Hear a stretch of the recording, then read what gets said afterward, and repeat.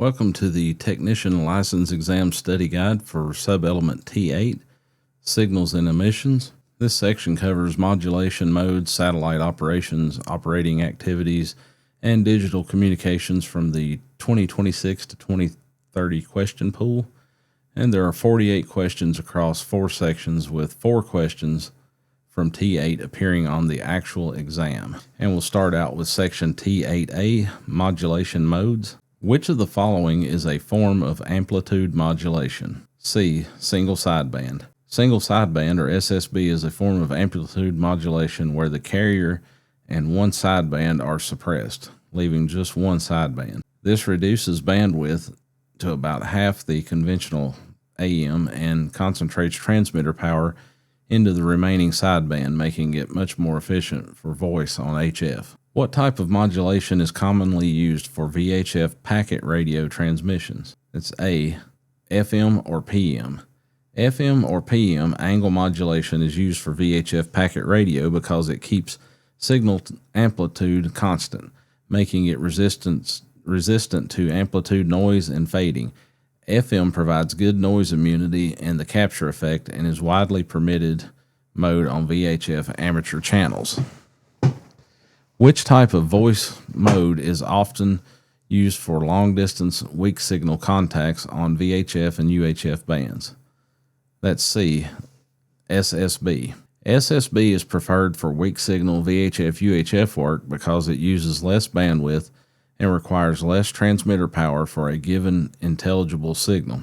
FM's capture effect actually works against it on weak signals. SSB's efficiency makes it easier to copy weak signals at a distance. Which type of modulation is commonly used for VHF and UHF voice repeaters? D. FM or PM.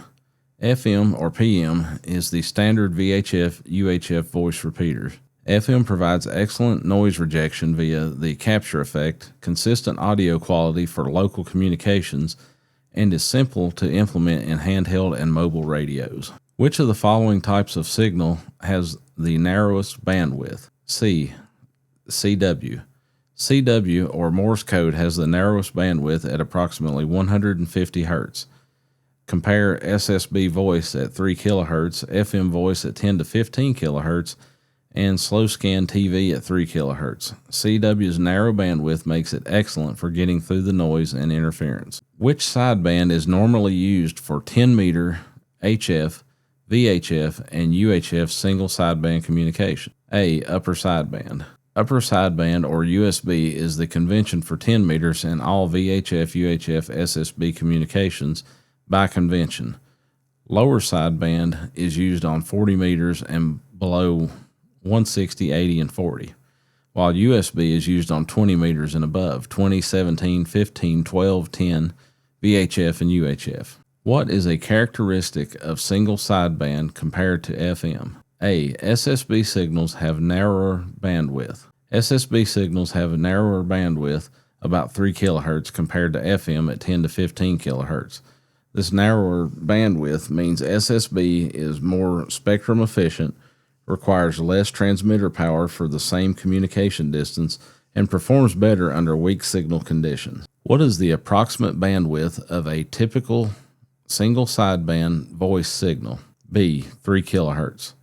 A typical SSB voice signal occupies approximately 3 kHz of bandwidth. This comes from the standard voice audio range of about 300 Hz to 2700 Hz, being transmitted as a single sideband. This is much narrower than FM's 10 to 15 kHz. What is the approximate bandwidth of a VHF repeater FM voice signal? C. Between 10 and 15 kHz. A VHF FM repeater voice signal occupies between 10 and 15 kHz of bandwidth.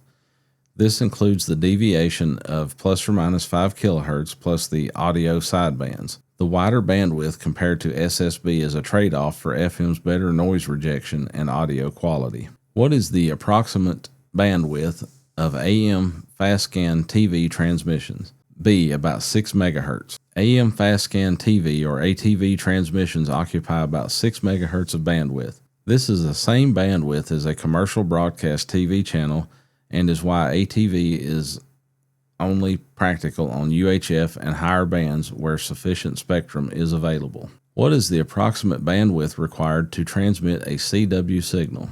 B. 150 Hz.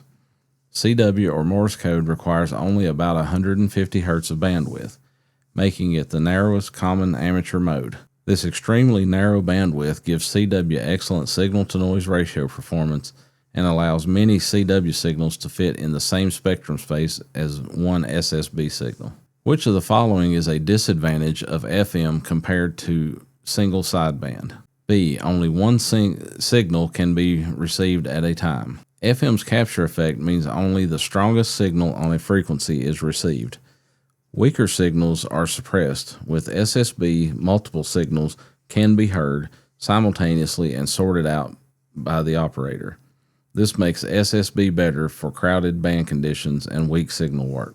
Key takeaways: SSB equals amplitude modulation with narrower bandwidth, 3 kHz, best for weak signals in HF. FM or PM equals angle modulation, 10 to 15 kHz bandwidth, standard for VHF and UHF repeaters and packet. CW or Morse code has the narrowest bandwidth at 150 Hz. USB is used on 10 meter and above. LSB is used on 40 meters and below. FM's capture effect is great for local comms but bad for weak signals. So the bandwidth hierarchy runs CW starting from the smallest to the largest.